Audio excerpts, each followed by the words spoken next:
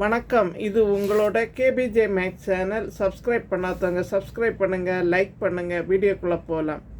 இது எல்லா கவர்மெண்ட் எக்ஸாமுக்கும் வரக்கூடிய இம்பார்ட்டன்ட் கொஸ்டின். நீங்கள் ஸ்கூல் ஸ்டூடெண்ட்டுக்கும் யூஸ் ஆகும். சரி, வீடியோக்குள்ளே போகலாம். கூட்டு வட்டி, அதாவது காம்பவுண்ட் இன்ட்ரெஸ்ட்டு. ஃபஸ்ட்டு கொஸ்டின் பார்க்கலாம். ரூபாய் 6000க்கு 5% வட்டி வீதம் 2 ஆண்டுகளுக்கு கூட்டு வட்டி காண்க. அதாவது அமௌண்ட் வந்து எவ்வளவு? 6000. 5% வட்டி வீதம். வட்டி எவ்வளோ கொடுக்குது? 5%. 2 ஆண்டுகளுக்கு கூட்டு வட்டி எவ்வளோன்னு கண்டுபிடிக்கணும். இப்போ ஏ ஆப்ஷன் வந்து 6600, அதாவது 6600. பி வந்து 6660. சி வந்து 6615.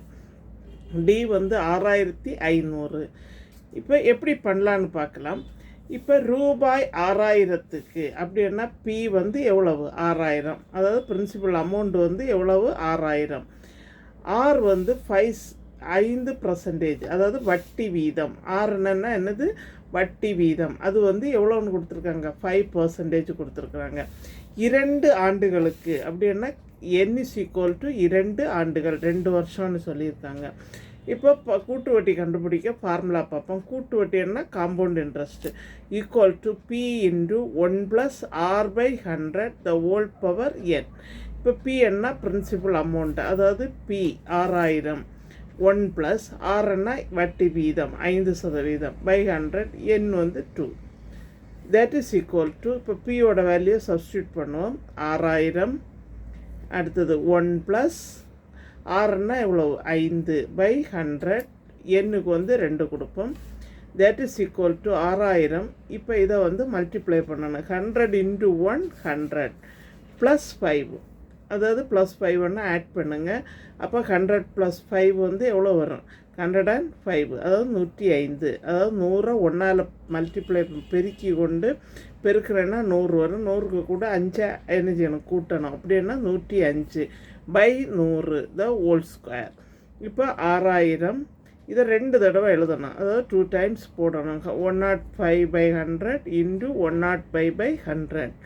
இப்போ இதிலேருந்து இது கேன்சலேஷன் மட்டும் நான் போடுறேன்.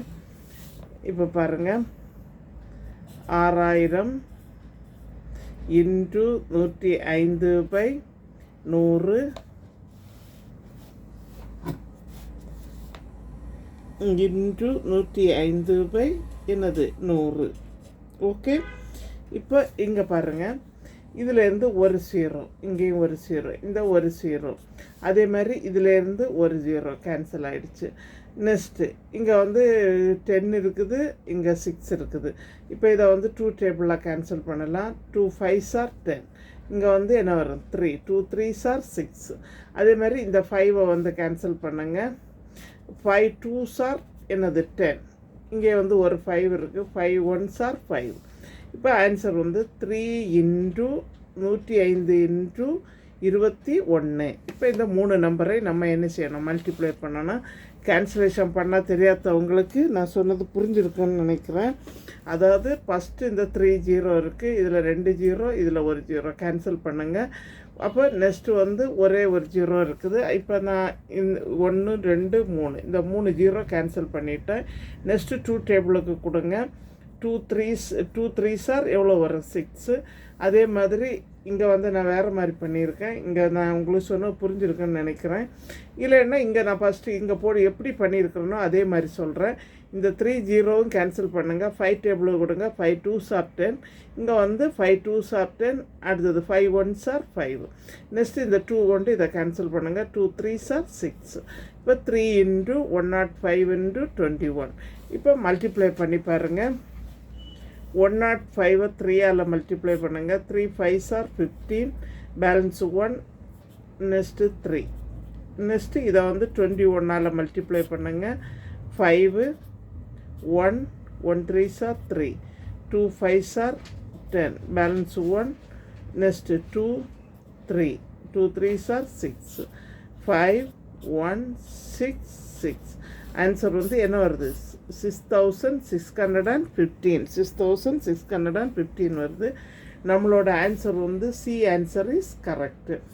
இப்போ இதெல்லாம் பேங்க் எக்ஸாம் இந்த மாதிரி உள்ள எக்ஸாமுக்கெல்லாம் கேட்குற கொஸ்டின் எல்லாருக்கும் புரிஞ்சிருக்குன்னு நினைக்கிறேன். அதாவது கூட்டு வட்டி கண்டுபிடிக்கிறதுக்கு ஃபார்முலா வந்து P × 1 + R/100 the whole power n. Okay, எங்கள் சேனலை புதுசாக பார்க்குறவங்க சப்ஸ்கிரைப் பண்ணுங்கள், லைக் பண்ணுங்கள், ஷேர் பண்ணுங்கள், கமெண்ட் பாக்ஸில் கமெண்ட் சொல்லுங்கள். தேங்க்யூ.